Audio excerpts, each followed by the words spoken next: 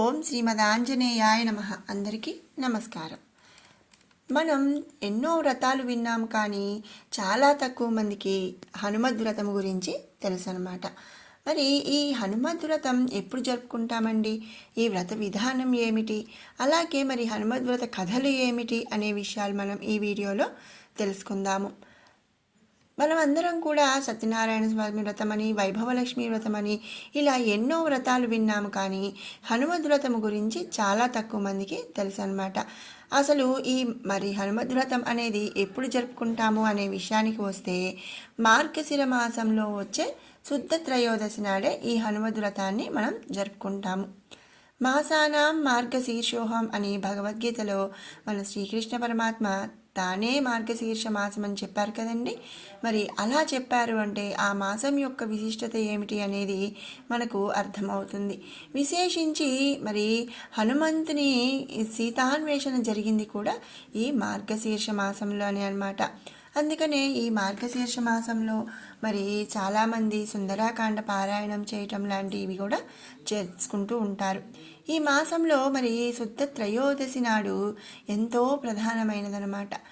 ఎందుకండి, మనం సుందరాకాండ కనుక చూస్తే, అది కనుక తెలిస్తే ఏంటి అంటే, మరి ఆంజనేయ స్వామి వారు సీతాన్వేషణ కోసం లంకకు వెళ్ళటం, సముద్రం లంఘనం చేసి లంకకు వెళ్ళటం, అక్కడ మరి మందిరాల్లో అన్నిట్లో సీతాదేవి గురించి అన్వేషించటం, ఎక్కడా సీతాదేవి కనిపించకపోవటం, ఆ తరువాత మరి సీతాన్వేషణ కోసం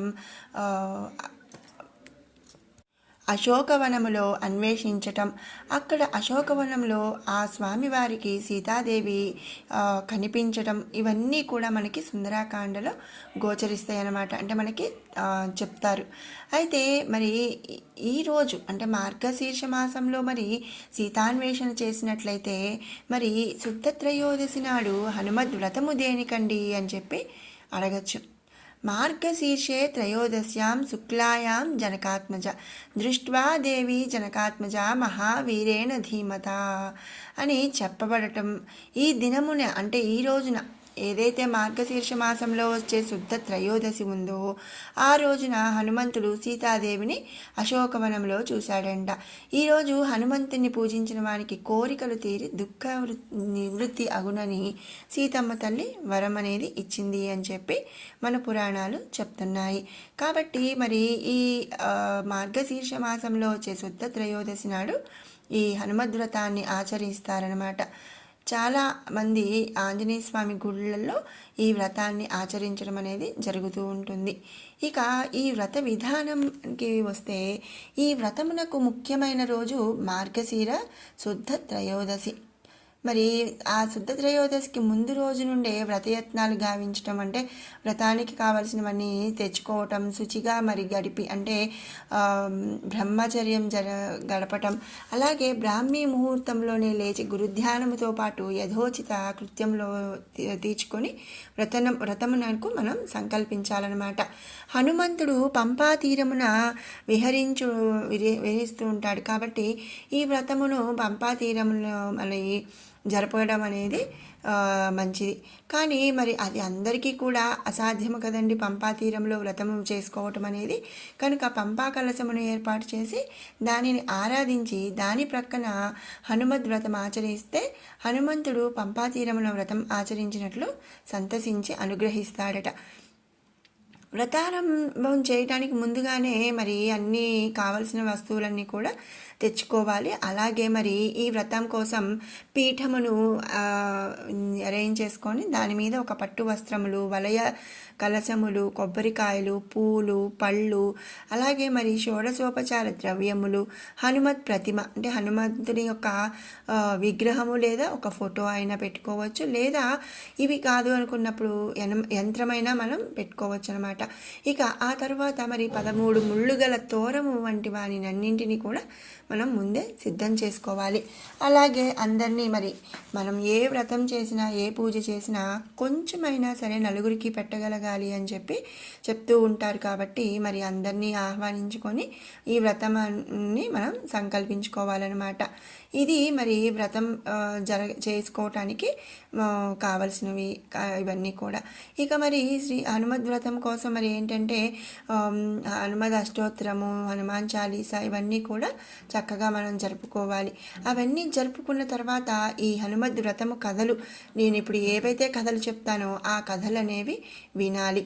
మరి ఒకవేళ అంటే అందరికీ మరి గుడికి వెళ్ళి కానీ ఇంట్లో కానీ ఇవన్నీ తెచ్చుకొని ఈ వ్రతాన్ని ఆచరించలేమండి, మరి మాకు ఏమీ తెలియదండి అని అనుకునే వాళ్ళు కనీసం ఈ హనుమద్ వ్రత కథలు విన్నా కూడా ఆ స్వామివారి యొక్క అనుగ్రహాన్ని మనం పొందవచ్చు అనమాట. ఏ విధంగా అయితే సత్యనారాయణ స్వామి వ్రతానికి 5 కథలు అనేవి ఉంటాయో అదేవిధంగా ఈ హనుమద్ వ్రత కథలు కూడా 5 అధ్యాయాలు అనేవి ఉంటాయన్నమాట. ఈ 5 అధ్యాయాలు కథలు కూడా మనం విన్నా చాలు ఆ హనుమద్ అనుగ్రహానికి మనం పాత్రులవ్వచ్చు అనమాట. శ్రీ హనుమద్ వ్రత కథలు. ప్రథమ అధ్యాయము. పూర్వము సౌనకాది మహామునులు గంగా తీరమందు ఉన్నవారే జగన్నాథుడు లక్ష్మీపతి అయినటువంటి విష్ణువునకు నమస్కరించి పరమ భాగవోత్తముడు పురాణ ప్రవచనమునర్చువాడు అయినటువంటి సూతుణ్ణి చూచి అందరూ నమస్కరించి వ్రతపరాయణులై ఇట్లు పలికారంట. ఓ సూత మహాముని, విష్ణుగాథను వివరించుచు నీవు మాకనేక వ్రతములను చెప్పావు, అట్లే మాకిప్పుడు మరొక వ్రతమును గూర్చి చెప్పవలసినది అని చెప్పి అడిగారట. సూత ఉవాచ అంటే సూత మహాముని ఇట్లంటున్నారు, ఏమని?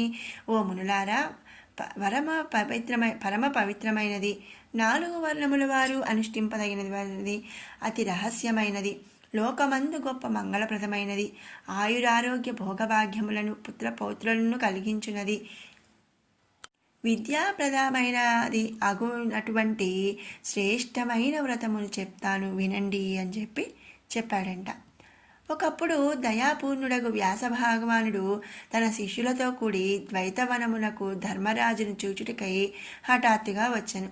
ఆ ద్వైతవనమును పంచమ స్వరం కల కోకిలలతోనూ షడ్జస్వరముతో పలుకుతూ నెమళ్లతోనూ మిక్కిలి కూడి ఉన్నది. బాగుగా తెలిసి వేదములను అధ్యయనము మనర్చిడి అనేక మంది వేదజ్ఞులతోనూ వారి పుత్ర పౌత్ర గణములతోనూ కూడి మనోహరమైనది. శాస్త్ర వ్యాఖ్యానములతోనూ వేదఘోషతోనూ కూడి ఉన్నది. మహాభాగవత గానముచే హరికథా నిలయమైనది. నిత్యము అన్నదానము జరుగునటువంటిది. ఆశ్రమములన్నింటి యందు శ్రేష్టమైనది. తమ్ములతోనూ భార్యతో కూడి ఉన్న ధర్మరాజు అట వ్యాసుడు చూచెను. ఆ ధర్మరాజు కూడా వ్యాస భగవానుడిని వచ్చుచున్నాడు అని చెప్పి విన్న వెంటనే చాలా దూరము సోదరులతో పాటు ఎదురేగి తోడ్కొని వచ్చి ప్రశాంతముగా గృహమున కూర్చుండబెట్టి సేవలో చేశాడు. ఆ వేదవ్యాసుడు ద్రౌపది చేసిన సేవలకు సంతసించి బృహస్పతి దేవేంద్రుని క్షేమ విచారము చేసినట్లు ధర్మరాజు యొక్క యోగక్షేమలు అడిగాడు. వేదవ్యాస మహాముని ఇట్లడిగాను, ఓ మహారాజా, ధర్మజ క్షేమము కదా, మహావీరుడైన భీముడు సుఖముగానున్నాడు కదా, అర్జునుడు నకుల సహదేవులను క్షేమము కదా, అర్జునుడు పాశుపత మహాస్త్రములు సంపాదించను కదా అని అడిగి, అనంతరము ఓ ధర్మరాజా, సంప్రదాయబద్ధమైన మిక్కిలి రహస్యమైన వ్రతం ఒకటి కలదు, చెప్తాను వినుము. ఆ వ్రతం ఆచరించినచో నీకు త్వరగా మరలా నీ రాజ్యము లభించును అనగానే ధర్మరాజు ఇట్లడిగెను, ఓ మహాముని, ఆ వ్రతము పేరేమి? ఆ వ్రతమహత్య వైభవములెట్టిమి? ఆ వ్రతమునకు దేవత ఎవరు? ఏ మాసములో దానిని ఆచరింపవలెను? పూర్వము ఎవరు ఆ వ్రతమును ఆచరించిరి అని చెప్పవలసినదిగా అడిగాడు. ఆ వ్రతము వెంటనే ఫలితమిచ్చున్నదైనచో ఇప్పుడే ఆచరింతును. ఓ మహానుభావ, సహోదరులతో కూడి దుఃఖితులై ఉన్న నా యందు ఇటు ఆదరము కల మీకంటే నాకు వేరు బంధువులు ఎవ్వరూ లేరు అని ఈ రీతిగా ధర్మరాజు వ్యాసుని యందు గౌరవముతో పలికాడు. అంతటా వ్యాసుడు హనుమంతుని మనస్సున పలుమార్లు స్మరించుచు ఇట్లు చెప్పదొడిగెను, ఓ రాజశ్రేష్ఠ, అద్భుతమగు ఆ వ్రతము హనుమద్వ్రతము. దానిని ఉచ్చరించుట చేతనే నిస్సందేహముగా కార్యసిద్ధి అగుతుంది. ఆ వ్రతము దుష్టగ్రహములను పారద్రోలున్నది, మహాజ్వరములను కూడా పోగొట్టున్నది, పెక్కు మాటలు ఎలా కోరిన కోర్కెలన్నిటినీ ఇచ్చినదిగా తెలియపడుచున్నది. పూర్వము శ్రీకృష్ణ భగవానుని ద్రౌపది ప్రార్థించుట వలన ఈ విశిష్టమగు హనుమద్వ్రతము ఆమెకు తెలిపెను. దాని ప్రభావం వలనే నీకు సర్వసంపదలు లభించినాయి. ఒకప్పుడు ఆ ద్రౌపది కంఠమునందు ఉన్న హనుమద్వ్రత తోరమును చూచి అర్జునుడు ఏమిటి దీనిని ధరించితివి అని అడిగాను. ద్రౌపది సుమధురము ఉత్తమము అయిన హనుమద్వ్రతమును గూర్చి తెలిపెను. ఆ మాట విని విధివశమున కోపపూర్ణుడై ఐశ్వర్య గర్భమున అర్జునుడు పౌరుషముగా ఇట్లు పలికెను. నా జెండాపై కట్టుబడి ఉండువాడు బ్రహ్మచారి, ఆకులు అలములు తిని బతుకువాడు, మృగజాతివాడు, పరాధీనవర్తనుడు అయినటువంటి ఆ హనుమంతుడేమి ఇయ్యగలడు? మీ స్త్రీజాతి బుద్ధి ఇంతే, ఇటువంటి వ్రతములతో మమ్ముల మోసగించుచున్నావు అని చెప్పి అన్నాడట. అనగా ఆమె దుఃఖించి అర్జునుతో ఇట్లనెను, ఓ రాజేంద్ర, ఈ వ్రతము జగన్నాథుడైన శ్రీకృష్ణుని చేత నాకు చెప్పబడినది. ఆ మహనీయుడు వాసుదేవుడు చెప్పిన వ్రతము ఆచరించి ఈ తోరమును ధరించి తిని. అనగా అర్జునుడు కోపించి, ఓ దుశ్శీలా, నీకు పరిహాసముగా ఈ వ్రతము చెప్పనే గాని నిజము కాదు. ఆ దుష్టచిత్తుడగు కృష్ణుడు నాకు బద్ధుడై దాసుని వలె నా ఆధీనుడుగా ఉన్న హనుమంతుని పూజ నీకెందుకు చెప్పెను? భర్తృవాక్యమును వినని నీవు పతివ్రతవు కావు. అది నీకు వ్రతమైనను వ్రతాంగమైనను ఆ తోరమును తీసివేయవలసినది అని పలుకటచే భయమందినదై పతియే దైవముగా కల పతివ్రతయకు ద్రౌపది వ్రతోద్యాపనకు ముందే ఆ తోరము అచ్చట వీడెను. అందువలననే ఓ ధర్మరాజా, మీ యొక్క సకల సంపదల వచ్చిన ఆ రీతినే పోయినవి. మీకు ఇటువంటి వనవాస క్లేశము సంభవించినది. 13 ముడులు కల తోరమును త్యజించినందుకు ఫలముగా 13 లిట్టి కష్టములు అనుభవించవలసిన ఉన్నది. ఇది అంతా కూడా విని ద్రౌపది ఆ వ్రత విషయమును జ్ఞాపకము తెచ్చుకొని భర్తల అందరి ఎదుట ఈ విషయము సత్యమని అప్పుడు చెప్పాను. అంత వ్యాసుడు, ధర్మరాజా, ఇంకను వినవించనను వేరొక గాథ చెప్పెను, వినుము. పూర్వము శ్రీరాముడు లక్ష్మణునితో కూడిన వాడై సీతను వెదకుచూ ఋష్యమూక పర్వతము చేరి హనుమంతుణ్ణి చూచెను. అంత రాముడు సుగ్రీవునితోనూ హనుమంతునితోనూ స్నేహము చేసెను. అట హనుమంతుడు రామునితో ఇట్లు పలికెను, ఓ శ్రీరామచంద్ర, నీ భక్తులనైనట్టియు రామకార్యమును ప్రవేశపెట్టబడినట్టియు నా మాటను వినుము. పూర్వము దేవేంద్రుడు వజ్రాయుధముతో నా దవడను కొట్టెను. ఆనాటి నుండి భూతములను హనుమంతుడని పేరుగాంచి తిని. అప్పుడు మూర్ఛనందిన నన్ను చూచి నా తండ్రియగు వాయుదేవుడు ఏల నా కుమారుడు పడగొట్టబడినా అని కోపము వహించి వాయువు వీచకుండా తిరోగమించను. ఆ రీతిన వాయువు లేక ప్రపంచము స్తంభించిపోనట్టుచే బ్రహ్మాది దేవతలు ప్రత్యక్షమై ఈ రీతిగా పలికారు, ఓ ఆంజనేయ, నీవు చిరంజీవి వగుము, అంతులేని పరాక్రమము ఉంది, రామకార్యము అన్నింటినీ నెరవేర్చుము. ఓ వానరేశ్వర, వాయుపుత్ర, హనుమద్రమును నాయకుడవైన నిన్ను గొప్పగా ప్రతిష్ఠించి ఎవరు పూజిస్తారో వారి సర్వకార్యములు నెరవేరును. కార్యార్థ అయిన రాముడి వ్రతమును ఆచరింపదగిన వాడని ఆ విషయము కూడా చెప్పాను.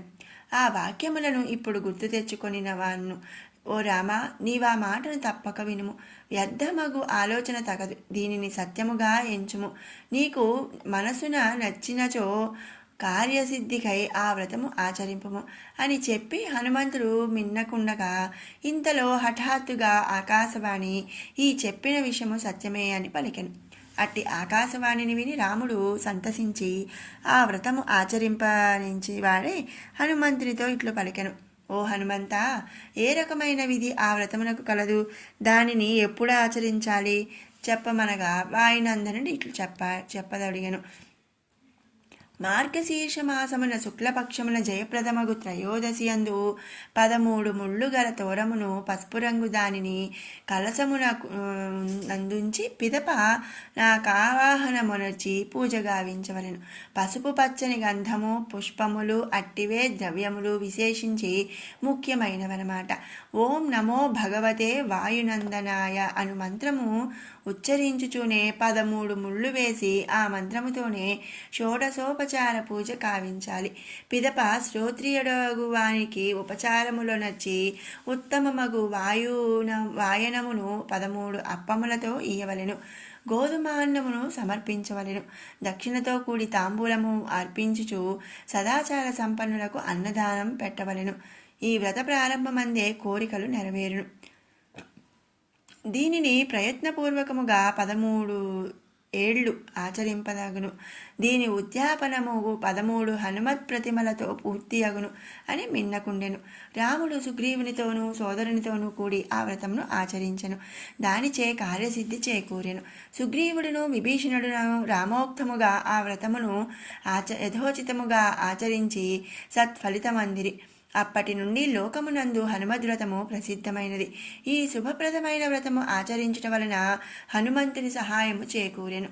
కాబట్టి ఓ ధర్మరాజా, నీవు కూడా ఈ వ్రతము ఆచరింపదగును.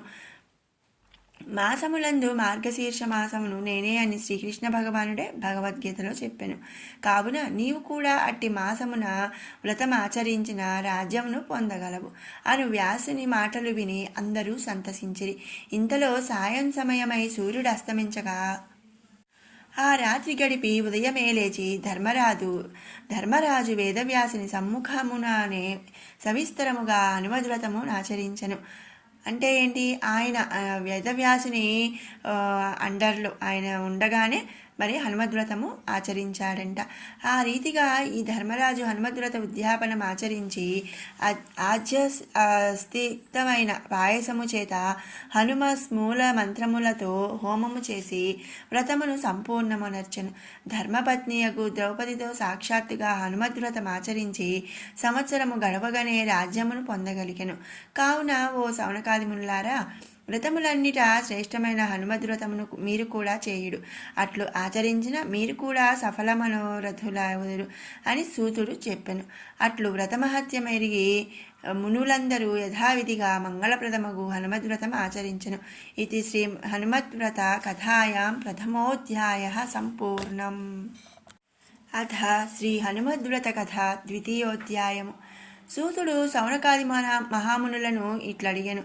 ఓ మునులారా, శ్రీ పరాశరుడు మైత్రేయునకు చెప్పిన దానిని వేరొక కథను మీకు చెప్పుచుంటిని, వినవలసినది.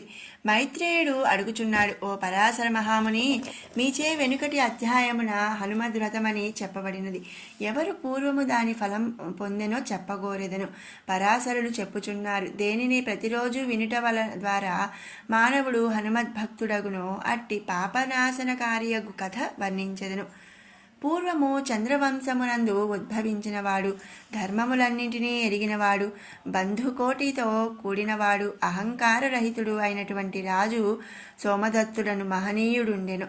అతడు సత్యము మాట్లాడువాడు, ఎల్లవేళలా మౌని వలె వాచాలత లేనివాడు, అతిథుల మంచి వారిని పూజించవలెవాడు, పరాక్రమవంతుడు, మరి కలవరము లేనివాడే సముద్రమే మొలనుగులుగా గల భూమిని పాలించెను. శత్రువులందరూ నాశనము చేయుచుండేవాడు. అట్టి శత్రువులందరూ కూడా కేగిరి సోమదత్తుని యుద్ధమునకు ఆహ్వానించిరి. కొన్ని వేల అక్షౌహిణుల సేనతోనూ 10,000 గజములతోనూ 1,00,000 కోట్ల కాశ్మీర దేశీయముల గుర్రములతోనూ కూడిన వారితో ఆ సోమదత్తునకు సంకుల సమరమేర్పడెను. బల్లెము, చిల్లకోల, ఖడ్గములు, ఇనుప మొసలు గల భిండి వాలములను ఆయుధములతోనూ రాళ్లతోనూ దేవదానవ సంగ్రామము వలె ఆ యుద్ధము జరిగెను. ఇంకా ఏమని వర్ణింపవాలి? శత్రువులచే జయించబడిన వాడే సోమదత్తుడు రాణి దేవికతో సంతఃపురమునందు గార్గ్య మహామునిని ఆశ్రయమున వెళ్ళాడు. అక్కడనే శోకముతో కూడిన వాడే 5 మాసములు ఉండెను. పిదప కుంటి, మూగ, గుడ్డి తనముల పొందెను. ధైర్యము కల అతని భార్య రాజభ్రష్టుడై మరల ఇష్టమును పొందుగోరుచు మిక్కిలి విచారించుచున్న పతిన గూర్చి యుద్ధమునందు చనిపోయిన బిడ్డల విషయమున దుర్లభములగు సంపద, రాజ్యము, భోగముల విషయమున మాటిమాటికి ఓదార్చునదే 4 శ్లోకములను చెప్పెను. ఆపదలందు ధైర్యము, అచింత సంపదలందు ఓర్పు, సభలయందు శాస్త్ర విషయముల బాగుగా మాట్లాడు గుణము ఉండవలయను. యుద్ధమునందు పరాక్రమము, స్త్రీల కడ అచంచలత, సంపదలేర్పడినప్పుడు ఓర్పు, బ్రాహ్మణుని యందు భక్తి ఉండవలెను. కాదగినది అగుచునే ఉండును, కాక మానదు. ఎట్లన్నా కొబ్బరికాయలో నీళ్లు ఎవరు పోస్తారండి? ఎవ్వరూ పోయకుండాను సమయమున ఏర్పడుచుండును. పోయేది ఎట్లు పోవునో? ఎట్లన్నా అంటే ఏనుగు వెలగ పండును మింగిత్తి, దానిలో గుజ్జు హరించుకుపోయి శూన్యమగు డొల్ల తిరిగి వచ్చును. కనపడకుండా లోనికి మాయమగును. ఏది కాకున్నదో అది కాకమానదు, కాదగినది కాదు కూడా. ఈ ఆలోచనకు నిశ్చయించుకొని ఉన్నవారికి చింత ఉండదు. ఈ రీతిగా నీతిశాస్త్ర కోవిదులకు పండితులు చెప్తున్నారు. కావున ఓ రాజా, నీవు శోకమును పోయినవనిపై ప్రేమను దేహమును నాశనము చేయు చింతను వీడుము. రాజా, ఇది గార్గ్యాశ్రమము. దీని సమీపమునకు ప్రవేశించుచున్నాము. ఆ ధర్మాత్ముడు దుర్లభములకు కోరికల సైతము ఇయ్యగలడు అని ఊరడించి, పిదప రాష్ట్రము వీడిన వీరుడగు ఆ అశక్తుడైన నడవలేని వానిని అతని భార్య మెడయందు భరించును. పాపరహితమగు ఆ గార్గ్యాశ్రమమును ఆమె చేర్చెను. అగని నట నుంచి పలుమార్లు మునికి నమ్రురాలై అప్పుడు సాధ్వి అయిన బలిసి ఉన్న తల్ములకు కుచములు కల చంద్రుని వంటి ముఖము కల మంచి వెంట్రుకలు కల దొండపండు వంటి పెదవి కల మధురముగా మాటగల చెవుల వరకు వ్యాపించిన నేత్రములు వెన్నెలవలే స్వచ్ఛమగు కాంతి దేవికయను 20 ఏండ్ర ప్రాయం కల కోమలమైనటువంటి నవ యవ్వనములు కలది అయి శ్యామల వర్ణము కలదియు కలువ కంటి పడుచును కలువ కంటి వడకుచు ధర్మబుద్ధి కలదే మునిని రక్షింపుము, పతిని రక్షింపుము అని వేడెను. మహానుభావ, శత్రువులచే పీడింపబడి పతితో కూడి వచ్చి తిని ఈ రాజు రాజ్యము నుండి తొలగినాడు. మిమ్మే శరణు పొంది మరి ఉన్నవాడు ముని అప్పుడు మిక్కిలి ధ్యానము చేసి ధ్యాన మార్గనేత్రముతో చూచి సమస్తమగు విషయమును తెలుసుకొనెను. ముని సత్తమగు గర్గుడు ఆ రాణి ప్రియుడగు రాజుని కూర్చి ఇట్లు చెప్పదొడిగెను. మీకేర్పడిన కష్టము చాలా గొప్పది, సర్వశూన్యమై మిక్కిలి సహింపరానిది. దేనిచే విధి ఏర్పడినదో చెప్పెదను. విజయము నీయగల ఉత్తమ మంత్రమును నీవనుష్ఠించలేదు. ఓ రాజా, నీచే ఉత్తమమగు వ్రతములు చేయబడలేదు. అందుచేత నీవిట్టి భరింపరాని గతులు పాలయ్యావు. రాజు చెప్పుచుండే, ఓ భగవంతుడవగు గర్గముని, మంత్రోపాసన విషయమున వ్రతమునందును ఆసక్తులను అయినను శక్తి కొలది చేయగలను. అన్ని మంత్రములకు మహారాజు వంటిదే ఫలప్రదమగునట్టి దానిని అన్ని వ్రతముల కంటే శ్రేష్టమైన ఒక వ్రతమును దీనుడనగు నాకు చెప్పు. తమరు అందరి యందును వాత్సల్యము కలరు, ఎల్లప్పుడూ దీనులయడ ప్రేమ కలవారు, నా యందును ఆ రీతిన కరుణ గలవారై ఉన్నను నేను మీకు శిష్యుడనైతిని, అనుగ్రహింపుడు అని పలికాడు. ఈ రీతిగా రాజునే చెప్పబడగా కీర్తిమంతుడగు ఆ వృద్ధ గార్గ్యుడు క్షణము ధ్యానించి రాజుతో ఇట్లనెను. కుమారా, వినుము. ఓ రాజా, సమస్త విద్యలకు సారభూతమైన హనుమత్ పంచవక్త్ర విద్యను పేరు ఒక విద్య కలదు. నృపశ్రేష్ఠ దానిని ఇచ్చెదను. అది వెంటనే పాపములన్నింటినీ పోగొట్టున్నది, సమస్తములగు బాధలను నివారించున్నది, సులభముగా జయమునిచ్చున్నది, సామ్రాజ్యము ఇచ్చున్నది. ఓ దీర్ఘభుజుడు దానిని జపించుము, వెంటనే జయసిద్ధి కలుగును. హనుమత్ ప్రభువు వ్రతము తెలిపెద వినుము అని చెప్పాడు. అది వెంటనే సమస్తములగు ప్రయోజనములను ఇచ్చును, ఎల్లప్పుడూ విజయం ఇచ్చున్నది. వైశాఖ మాస కృష్ణపక్ష దశమి నాడు లేదా ఆపై అమావాస్య నాడైన మాఘమాసము మొదలు 5 మాసములందు శుక్లపక్షమున మొదటి శనివారమున కానీ, మృగశిరా నక్షత్రమున కానీ, శ్రావణ మాసమున పౌర్ణమి అందు కానీ, కార్తీక మాస శుద్ధ ద్వాదశి అందు, అలాగే మార్గశిర శుద్ధ త్రయోదశి అందు గాని ఈ వ్రతం ఆచరింప చెప్పబడినది. పైవానిలో ఒకరోజు వ్రతం ఆచరించవలను. భక్తియుక్తుడై అన్ని రోజులందు ఈ వ్రతం ఆచరింపవచ్చు. వ్రత ఆరంభముననే తోరమును కట్టుకొని పిదప పూజను ఆచరించవలను. హనుమత్ పూజను మిగిలిన రోజులందును ఆచరించవచ్చు. తోరము మాత్రము మార్చనవసరం లేదు. ముందుగా గురుని అనుమతి పొందిన వాడై బ్రాహ్మీ ముహూర్తమున కానీ, సాయంత్రమున కానీ, మధ్యాహ్నం, ఉదయం హనుమంతుని పూజ చేయవలను. బంగారము లేదా వెండి లేదా రాగి మొదలగు యంత్రముల అందు గాని, భూర్జ పత్రమునందు గాని, పిండితో వేసిన యంత్రమందు గాని, ఉదకపూరితమగు కలసమందు గాని, పట్టుగుడ్డ అందు గాని, ప్రతిమల అందు గాని ఆవాహనమునర్చి పూజింపవలెను. 13 ముడులతో కూడిన తోరమును ధరింపవలెను. 13 నేతి అప్పములు వాయనమీయవలెను. ధనాధికముచే గురువును పూజించవలెను. విత్తలోభముతో పూజించుట నిరర్థకం. శక్తిని అనుసరించి బ్రాహ్మణ సమారాధన గావించి వారితో భోజనము చేయవలెను. సిద్ధిని కోరిన వాడై 13 సంవత్సరాలు చేయవలెను. దీనిని జయింప దుర్లభులగు శత్రువులను అందరును దేవతలైనను జయించి చిరకాలము గొప్ప రాజ్యము లభించిన వాడవై ఉంటావు. నీ వెనుకటి సంపద కీర్తి పుత్రులు అన్నీయూ కలుగును. ఈ రీతిగా గార్గ్యమహామునిచే సోమదత్తుడు పంచవక్త్ర హనుమాత్ సంబంధమగు మహావిద్యను భార్య సహితుడై చెప్పబడిన వాడే గురు సమీపముననే ఉండి ఆ ఉత్తమ వ్రతమును ఉనర్చిన వాడే వెంటనే ఆ యాష్మంతుడు మన్మథ సమానమగు రూపము కలవాడై హనుమదనుగ్రహముచే ఖడ్గసిద్ధి నందినవాడైను. అటు పిమ్మట ఒక పగటి అందే సమస్త శత్రువులను జయించి గార్గ్యమహామునిని పురోహితునిగా చేసుకొని తన రాజ్యమును పాలింపజొచ్చెను. అందుచే గార్గ్యమహాముని 1,000,000 సహస్రముల బంగారు నాణెములు పొంది 1000 సంవత్సరములు నాత్రయాగము చేసెను.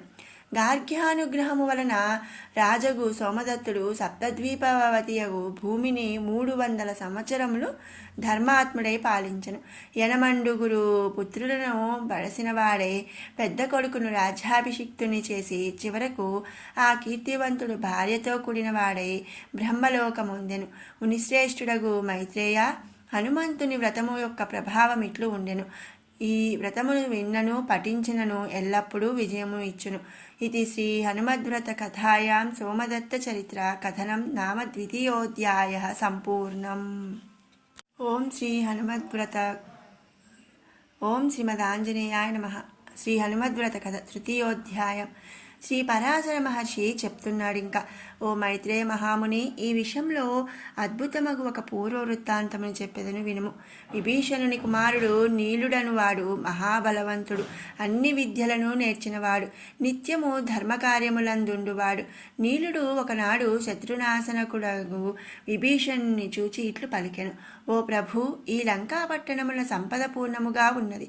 మీ అధీనమునందున్న ఈ లంకారాజ్యము ధనధాన్య సమృద్ధమై అన్ని భోగములతో కూడి ఉన్నది. ఎనలేని ముత్యములు మున్నగు వానితోనూ సువర్ణాధికముతోనూ నీ పట్టణము రాజ్యమంతయు కూడా సుఖ సంపదలతో ఉన్నది. అయినప్పటికీ లంకాపట్టణమున గాని రాష్ట్రమందు గాని తమ రాజ్య గృహమునందు కానీ చింతామణి, కామధేనువు, కల్పవృక్షం మాత్రం కనిపించట్లేదు. నద్వృతనిష్ఠాగరిష్ఠుడా, నీవు సాక్షాత్తు జానకీపతియగు శ్రీరామచంద్రుని పాదసేవచే గొప్ప సంపదను పొంది మహారాజు అయ్యావు. చింతామణి మొదలగు భోగములను నీవెందులకు పొందలేదు? నా ఆజ్ఞనిచ్చిన ఎడల ఆ 3 కూడా తీసుకొని రాగలను. విభీషణుడు ఈ విధంగా పలికాడు, ఓ కుమారా నీలా, శ్రీరామచంద్రుని పాదమనెడు పద్మమునందలి తేనైక నా మనస్సు తుమ్మెదగానే తిరుగుచుండును. అతని అనుగ్రహముచే బ్రహ్మానందమున సముద్రమును మునిగియున్నాను. ఆ శ్రీరాముని అనుగ్రహము చేతనే నాకు నాశనము లేని కాని గొప్ప ఐశ్వర్యము లభించినది. అంతే కాకుండా దీర్ఘాయువు, దేవతలకైన సాధ్యము కాని సామ్రాజ్యము లభించినది. నాకు ఆ రాముడే చింతామణి, అతడే కల్పతరువు, కామధేనువు కూడా అతడే. ఒక్క అంశ వలన నాచే నక్షయముగు ఐశ్వర్యమును పొందబడినది. ఒక్క అంశచే వైకుంఠమునందు హరికి చరణదాసులను కూడా అయ్యాను. శ్రీ జానకీపతి దయ వలన దేవేంద్రాది దిక్పాలులందరూ నాకు వసలై ఉన్నారు. ఇక భూలోకవాసులకు మానవులు గూర్చి చెప్పను ఎలా? ఇక నల్ప ప్రయోజనము కల చింతామణ్యాదులతో నాకేం అవసరం? పుత్రక నీల అని ధర్మపరాయణుడగు విభీషణుడు నీలునితో పలికెను. పిమ్మట పుత్రునకు కీర్తి రావలనని యోచించిన వాడే మరలా పలికెను, దేవలోకమున చింతామణి, కల్పతరువు, కామధేనువు ఎల్లప్పుడూ దేవతల చేతనే అనుభవించబడుచున్నవి. ఆ దివ్యరత్న జాతము గురు శుశ్రూష చేయక, దేవతల ఉపాసించక అనుభవించుటకు ఈ భూలోకమున సఖ్యము కాదు. కుమార, దివ్యరత్నముల అనేది నీకొక కోరికయున్న ఎడల గురు శుశ్రూష చేయుము, అతడే నీకు శ్రేయములియగలడు. ఈ రీతిగా పుత్రుడగు నీలుడు మహాత్ముడగు భీషణునచే చెప్పబడిన వాడే ఆజ్ఞను శిరసావహించి తండ్రికి నమస్కరించి గురువగు శుక్రాచార్యుని సేవింప నాదరముతో ఎగియాడు.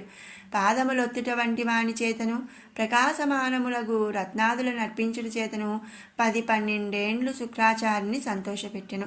సేవకు సంతోషించిన వాడై తపోనిధియగు భార్గవుడు ఒకప్పుడు నీలునితో నీ కోరిక ఏమియో చెప్పమని ఆ మహానుభావుడు అడిగెను.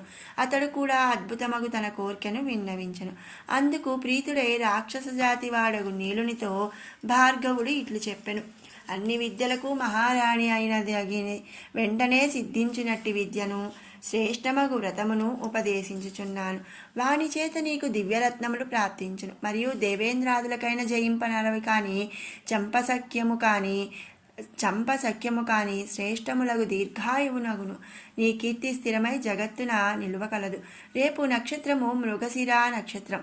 మీ విద్యకు యోగ్యమైనది కావున శ్రీరామునకు దూతాగు పంచవక్త్ర హనుమంతునకు సంబంధించిన వ్రతము సమస్త ప్రయోజనముల ఒసగెదును. వెంటనే సిద్ధించినది కూడా కాన ఆచరింపమని ఆంజనేయ మంత్రము ఉపదేశించెను. పరమశోభనమగు హనుమద్వ్రతమును కూడా చేయించెను. నీలుడు వ్రతం అంతమున గరుడగు భార్గవుని రత్నధనాదులతో నుచిత రీతిని పూజించి అతడు సెగిన మహావిద్యను జయించుచుండెను. ఇట్లు జపించినంతటా శ్రీరామచంద్రుని దాసులలో ప్రముఖుడగు హనుమంతుడు 33 కోట్ల అర్బుదముల సేవకాగణముతో అంటే 1000 కోట్ల అర్బుదమనగా ప్రత్యక్షమయ్యను. అట్లు ప్రత్యక్షమైన ఆ హనుమను చూసి వెంటనే లేచి ఎదురుగా ఉన్నవాడే దోసిలొగ్గి ఆ నీలుడు వాయుసుతునుడగు ఆ పరాత్పరుని ఆంజనేయుని ధర్మాత్ముడై స్తోత్రము చేసెను. అటు పిమ్మట నీలునిచే చేయబడినటువంటి భక్తి పూర్ణమగు స్తోత్రముచే సంతసించిన వాడై వాయునందనుడగు హనుమంతుడు ఇట్లు పలికెను. ఓ నీలా, నీవు నా భక్తులందరిలోనూ ఎల్లప్పుడూ అగ్రగణ్యుడవు అగుతావు. ఓ బుద్ధిమంతుడా, నీ తండ్రి అగు విభీషణుడు కూడా నాకు మిత్రుడే. నీ కోరిక ఎరిగి తిని తప్పక దానిని ఇయ్యగలను.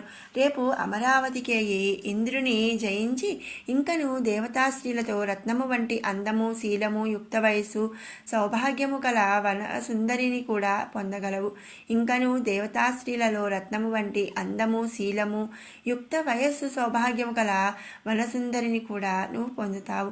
విఘ్నుడా, ఆ వెనక పితామహుడగు బ్రహ్మదేవుడు కూడా నీ సమీపమునకు వచ్చి నీవు కోరుకున్నను వరము నీయగలడు. ఎవడైతే లోకమున నా మంత్రమును జపించి నా వ్రతము ఆచరించునో అట్టివాడు నీవలే వెంటనే ఫలితమును పొందును. నీ పేరు మీద ఈ చోటికి పురుషోత్తమ క్షేత్రమని కీర్తి కలుగును. నీకు మృగశిరా నక్షత్రము నిలయము కాగలదు. బుద్ధిమంతుడా, నీకు నా దక్షిణాభాగమున స్థితి ఏర్పడును. నా అనుగ్రహము చే నీకన్ని గొప్ప గొప్ప కోరికలు నెరవేరగలవు. భగవంతుడు దేవదేవుడు శ్రీరామునకు ప్రియసేవకుడు అగు హనుమంతుడు ఈ విధముగా అంటే పై రీతిగా పలికి కోర్కెలనిడు అతడు రుద్రగణములతోనూ దేవర్షులతోనూ అంతర్ధానమొందెను. సకల అభీష్టముల పొందిన విభీషణస్తుడు శ్రీమంతుడగు నీలుడు గురు శుక్రాచార్యుని పాదములకు మరల ప్రణమిల్లి లంకకు వచ్చి వినయముతో తల్లిదండ్రులకు నమస్కరించెను. సుఖముగా జీవించుచుండెను. ఇది శ్రీ హనుమద్వ్రత కథాయాం నీలచరిత్ర కథనం నామ తృతీయోధ్యాయః సంపూర్ణం. అథా శ్రీ హనుమద్వ్రత కథ చతుర్థాధ్యాయము. అనంతరము ఫలించిన తపస్సులు కలిగిన శౌర్యశీల సంపదలు కల సమస్త రాక్షస గణమునకు మేలు చేయు నీలుడు మనమును ఇట్లు చింతించెను. శత్రువులను భయపెట్టని పరాక్రమము వ్యర్థము. మా కులధర్మము దేవతలు జయించిన కీర్తినందుట అని అసురనాయకుడు శత్రుభయంకరుడు అగు నీలుడు తలచి దండయాత్రకు నిశ్చయించి ఒక్క దూతను పిలిచి ఇట్లు పలికెను. ఓ దూత, అమరావతికేకి ఇంద్రునితో నా మాటగా చెప్పుము. నా పెద్ద తండ్రి అగు రావణుడు యుద్ధమున కఠోరుడు. పూర్వము వానిచో యుద్ధమునకు పిలువబడిన వాడే క్రోధమూనితివి. అప్పుడు గొప్ప మాయాస్త్రములతో మీకు యుద్ధము జరిగెను. నా సోదరుడగు మేఘనాథుడు నిన్ను లంకక కొని వచ్చేది కదా. అప్పుడు బ్రహ్మ సమీపించి ఇంద్రజిత్ అను పేరుతో పొగిడి అతని అన్ని వరములనిచ్చి నిన్ను విడిపించి వెడలే కదా. ఇది అంతయు గుర్తే కదా. కావున యుద్ధము చేయ శక్తి లేదు. కాన ఇంద్రుడా, నీవు చింతామణి మొదలగు శ్రేష్టమగు దివ్యరత్నములను నాకు ఇమ్ము. అటు పిమ్మట స్వర్గపురికేగి సచీదేవి భర్తయగు కొండల రెక్కల నూర్చుట యందు సమర్థమగు వజ్రాయుధము ధరించి దేవేంద్రుని దూత చూచెను. ఎడమవైపున సచీదేవి కలిగి దేవతలచే సేవించబడును. గంధర్వాప్సరోగీతములచే కీర్తించబడును. బృహస్పతిచే నీయబడిన ఆశీసులు కలవాడును. అతడు అప్సరాంగనల నృత్యము తిలకించుచు సభామధ్యమున విరాజిల్లుచుండెను. అంతటా దూత గర్వముగా నీలునిచే చెప్పబడినది పలుకజొచ్చెను. దూతచే చెప్పబడిన వాక్యమును విని దేవేంద్రుడు కోపముతో ఇట్లు పలికెను. ఓయి బలుడు, పాకాసురుడు, జంభాసురుడు మున్నగు వారు నా చేతి అందరి వజ్రాయుధముచే చంపబడిరి. వారిలో కొందరు రాక్షసులు పాతాళలోకమున దాగి భయముతో ఉన్నారు. అట్టి రాక్షసులలో ఎవరితో నాతడు సమానుడు? అటో పాతిశయముతో ప్రకాశించునట వజ్రాయుధమును ధరించిన దేవేంద్రునగు నన్ను యుద్ధరంగమున చూడగలడు. వజ్రాయుధపు దెబ్బకు యుద్ధమున 100 కోట్ల రాక్షసులను సహింపలేరు. నీలుడనెంత అని సంరంభమున పలికిన వాడే తన పక్కనున్న వానితో ఇంద్రుడు దూతను హింసించరాదు. కావున వీని చేతులను బంధించి వెంటనే ఈ అహంకారికి శిఖ తెగవేసి వీడుడు అనెను. అది విని వారు అట్లే చేశారు. ఆ దూత మిక్కిలి దుఃఖించెను. ఆ క్షణమే వెళ్ళి దూత ఆతురతతో నీలునితో చెప్పెను. అతడును కోపగించిన వాడే భేరీ నినాదములచే దిక్కులన్నిటినీ ఛేదించుచు రథముల టెక్కములచే నెగయుగాలులచే శోభచెందు నదీ జలములు కలిగి సేన చేతులందలి కత్తుల కాంతిచే జనుల కనుల గప్పువాడే కాల్భపులపు పాదఘట్టనచే పొడి పొడి చేయబడిన కొండ ప్రదేశములు కలవాడే సేనతో కూడి దీనతో వీడి ధైర్యముగా ఇంద్రుని చేరెను.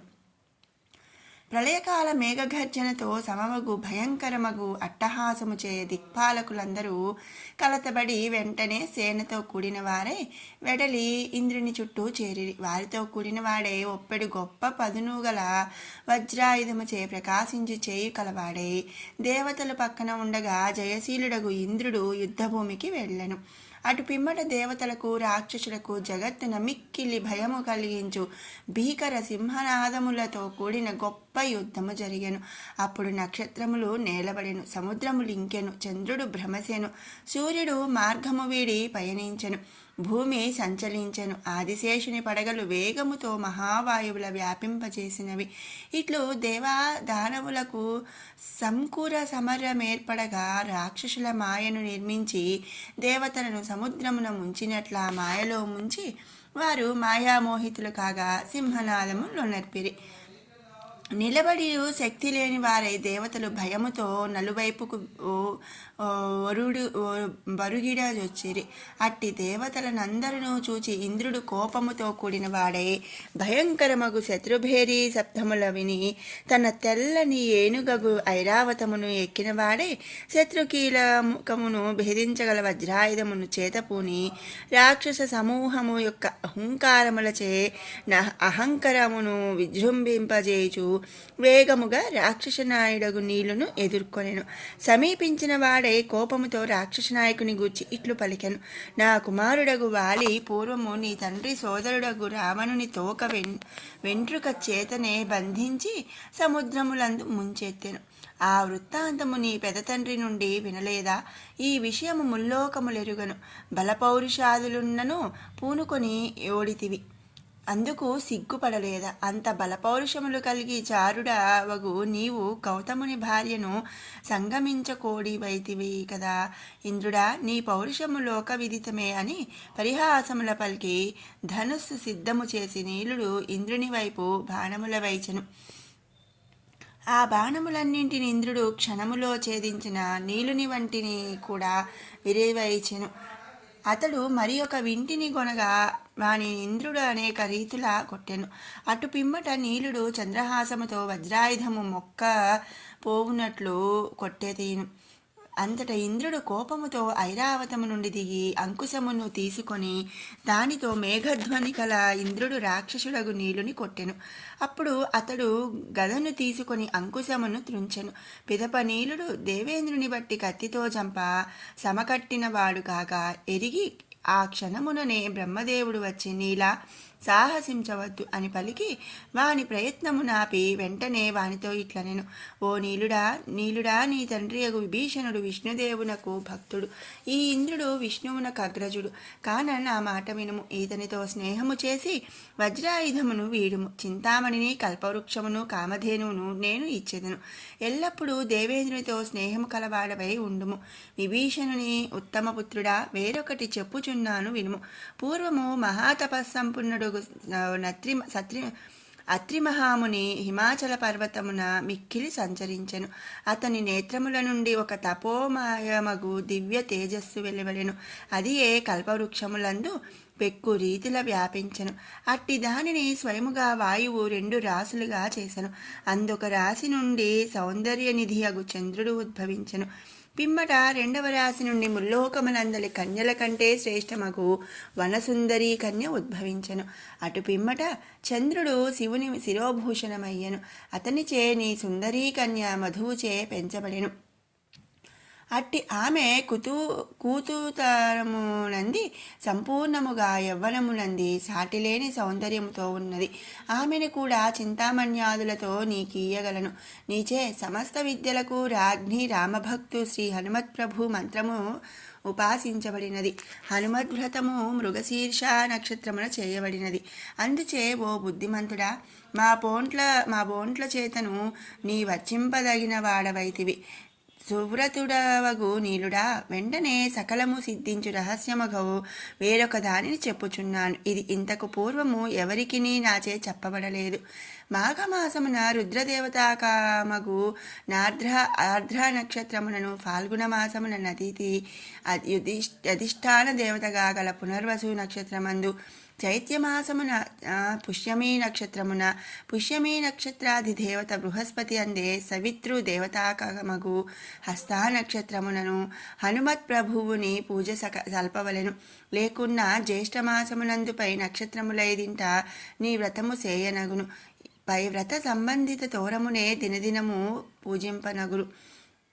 ఒక్క పూటే తినుట, నేలపై పరుండుట, ఇంద్రియజయుడై బ్రహ్మచర్య నిష్ట నుండుటచే పంచవక్త్ర హనుమత్ మహామంత్రము 108 సార్లు జపించనగును.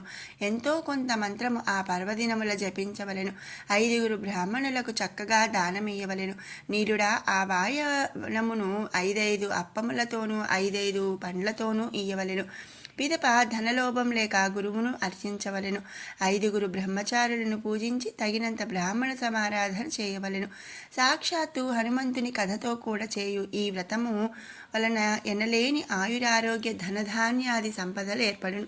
విజయము సిద్ధించును. పుత్ర పౌత్రాదులు కలిగి మంగళకరమగు సౌభాగ్యము చేకూరును. ఇంకా పెక్కు మాటలేలా, దీని వలన సర్వము సిద్ధించును. కావున నీవు జాగరూకుడవై శ్రేష్టమగు నీ వ్రతము ఆచరించము. ఎల్లప్పుడూ విజయము చేకూర్చు మహాసిద్ధి ఏర్పడగలదు. అనేక వందల వేల సంవత్సరములు వలయు కోర్కెలను భోగములను అనుభవించి ఒక్క అంశతో వైకుంఠమునందు భగవత్ కింకరులలో శ్రేష్ఠుడవవుదువు. వేరొక అంశతో నీ నీలాద్రియ అను జగద్వ్యాఖ్యాతి గన్న పురుషోత్తమ క్షేత్రమున భూలోకమున విష్ణుప్రియుడవై ఎల్లప్పుడూ వనసుందరీ సమేతుడవై చూచుట చేతనే ముక్తినిచుచూ ఉందువు. నీకు జగత్ప్రసిద్ధమగు కీర్తి రాగలదు. ఇట్లా నీలుడు రత్నాదులతో పాటు అనేక వరములను పొంది ఐహిక భోగములను అనుభవించి మహాయోగి అయి హనుమత్ సేవకుడయ్యాను. ఇది హనుమద్వ్రత కథాయాం నీలచరిత్ర కథనం నామ చతుర్థోధ్యాయ సంపూర్ణం. అథ శ్రీమద్ హనుమద్వ్రత కథ పంచమాధ్యాయము. శ్రీ పరాశరుల వారు చెప్పుచున్నారు, ఓ మైత్రేయ, హనుమద్వ్రత ప్రభావం ఇట్టిది. ఈ వ్రత మహత్యమును పఠించినను వినినను జయమును పొందుదురు. సర్వవ్రతముల ఫలము ఇచ్చు వేరొక వ్రతమును చెప్పుచున్నాను. హనుమద్వ్రతము వెంటనే విజయము నొసంగినట్టిది, రహస్యముగా ఉంచదగినట్టిది. ఆదివారముతో కూడిన హస్తా నక్షత్రమున వెనుకటి రీతిగానే హనుమత్ ప్రభు నర్చింపగలరు. మైత్రేయ మహాముని పండ్లను గాని హవిస్సును గాని పాలను గాని ఆహారముగా కొనుచు వెనుక తెలిపిన ముద్రిక ధరించి 100 మార్లు మంత్రమును జపించనగును. తోరమును కట్టుకొని లేదా జందెమును నుంచుకొని సాధకుడగువాడు అసుచుల స్పర్శలేని వాడై సవితృదేవత తాకమగు హస్తా నక్షత్రమందెప్పుడు ముద్రికను పూజించవలెను. సంవత్సరము పూర్తి కాగా వేరొక క్రొత్త తోరమును ధరింపవలెను. వెనుక చెప్పిన బంగారముతో చుట్టబడిన ముద్రిక ఒక్కదానినే అశుచులచేనెప్పుడూ తాకబడని దానిదే ధరించవలను. ఆదివారమున వచ్చు సవితృదేవతాకమగు హస్తా నక్షత్రమున ఈ వ్రతమును చేయువాడు ప్రయత్నపూర్వకముగా గురువు నర్చించి వాయనం ఇయ్యవలగును. అట్లిచ్చిన వాడు హనుమత్కథ చెప్పుకొన్నవాడై ఎల్లప్పుడూ విజయము పొందువాడగును. ధనధాన్య సమృద్ధి పుత్ర పౌత్రాధికమును పొంది దేవేంద్ర సమమగు ఉన్నవాడై రాజులను స్త్రీలను నరాధిపులందరినీ తమ ప్రాణధనములతో సహా దాసులు చేసుకొనును. దీర్ఘాయువును ఆరోగ్యమును గొప్ప వాక్సిద్ధిని గొప్ప సమృద్ధిని పొంది సకల భోగములను అనుభవించి కోర్కెలనన్నింటినీ పొంది చివరకు పరమున తారక బ్రహ్మమునంది ముక్తుడగును. ఓ మైత్రేయ మహాముని, ఈ హనుమద్వ్రతమును అష్టాక్షరీ మంత్రముతో ఏ శ్రేష్టమగు హనుమన్ మంత్రముతోనైనా చేయనగును. పూర్వము శ్రీకృష్ణుడు రథసారథిగా గల మహాబాహుండకు అర్జునుడ హస్తాదిత్య వ్రతమును ఆచరించి అష్టాక్ష మంత్రమును జపించి సాటిలేని బలము పొంది ఎల్లప్పుడూ విజయమును పొందెను. భీమసేనుడు మృగశిర, ఆర్ద్ర, పునర్వసు, పుష్యమి, హస్తాలయ 5 నక్షత్రములందు హనుమద్వ్రతము చేసి సమస్తములగు శత్రువులను జయించెను. ప్రత్యక్షముగానే వరప్రదాతయగు ఆ మహనీయుని పూజించినది ఎవరు? ఆ హనుమంతుని బ్రహ్మ విష్ణు శివాదుల సైతము అర్చించుచున్నారు. హనుమంతునితో సమానమగు దైవత మీ భూతలములోన లేనే లేదు. ఈ ప్రమాణమే హనుమద్వ్రతమే శ్రేష్టమగు జయసిద్ధి నిడునది అని తెలుపును. శ్రీ హనుమంతుడు పూజించబడుట వలన సూర్యుడు, బ్రహ్మ, గౌరీ, మహేశ్వరుడు, జానకీపతియగు శ్రీరాముడు, సర్వసమర్థుడగు సాక్షాత్ నారాయణుడు, ఈశాన దేవాంద్రి దిక్పాలకులు, కుమారస్వామి, వినాయకుడు, వశిష్ఠాది బ్రహ్మర్షులు, సనకరాది యోగులు, పితరులు, అష్టవసువులు, ఏకాదశ రుద్రులు అందరూ కూడా పూజింపబడుదురు. అనగా హనుమత్ పూజ చేసిన పైవారందరినీ పూజించినట్లే. అందుచే జయమును కోరువాడు మహాత్ముడు శ్రీరామప్రియ సేవకుడు అగు హనుమంతుని సప్రయత్నుడై పూజింపనగును. ఎవ్వడు నిత్యము దీనిని వినునో లేక శ్రద్ధతో వినిపించునో అతడు సమస్తములకు కోర్కెలు పొంది బ్రహ్మలోకము పొందును. చంద్రుడు లేని రాత్రి, ధనము లేని రోజు వలెను మైత్రేయ హనుమాన్ నామము లేని ప్రబంధము వ్యర్థమగును. మైత్రేయ, హనుమద్భక్తులు పుణ్యమూర్తులు అగు నీల, విజయ, ధ్వజదత్త, గాల, మైంద, అంగద, భరత, సుషేణ, హారీత, కశ్యప, పుష్కర, సోమదత్తులను స్మరించుచున్నాము. ఇది శ్రీ హనుమద్వ్రత కథాయాం ఫలశ్రుతిర్నామ పంచమోధ్యాయ సంపూర్ణం. ఓం